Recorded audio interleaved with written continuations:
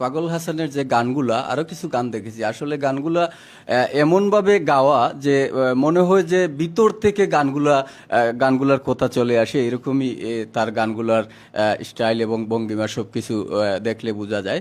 তো দীর্ঘদিন যাবত গান লিখতেছেন, গাইতেছেন, কিন্তু আপনার অনেক বক্তব্য রয়েছে, আপনি অনেক মিডিয়াতেই গান করেছেন। দর্শকদের কাছে আপনার কি চাওয়া রয়েছে? চাওয়া হচ্ছে এইটুকু, এই বর্তমান যে বাংলাদেশ, ডিজিটাল বাংলাদেশ, হাতের মুঠোয় বিশ্ব। আগে যেমন ধরেন একদম শুধু মনে করেন নিজের গ্রাম বা পাশের গ্রামে কোনো কিছু ঘটলে মানুষ শুনতো, জানতো সাথে সাথে।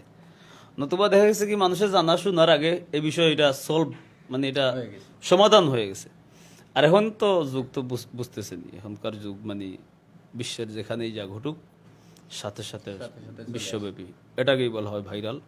আর ভাইরালের মূল মাধ্যম হচ্ছে এই সামাজিক যোগাযোগ মাধ্যমগুলো। এই সামাজিক যোগাযোগ মাধ্যম কিন্তু আমাদের থেকে অনেক অনেক সময় কেড়ে নিচ্ছে। যেই সময়টুকু আমাদের থেকে কেড়ে নিচ্ছে, আমরা কিন্তু অবহেলে সেই সময়টুকু ঢেলে দিচ্ছি। অবহেলে আমরা সেই সময়টুকু যেন এই সামাজিক যোগাযোগ মাধ্যমে এই ব্যবহার করেন, সেটুকু যেন কাজে ব্যয় করি, সেটুকু যেন আমার জীবনের জন্য হয়, সেটুকু জন্য আমার জন্য হয়, সেটুকু জন্য সমাজের জন্য হয়, সেটুকু জন্য মানুষের জন্য হয়। এটুকু হচ্ছে চাওয়া। তবে মানুষ হিসেবে আমার ভুল ত্রুটি থাকতেই পারে, সেগুলো সবাই যেন ক্ষমা সুন্দর দৃষ্টিতে দেখেই যেন আমাকে ভালোবাসেন, আর ভালো মন্দ মিলিয়েই যেন আমার সাথে থাকেন।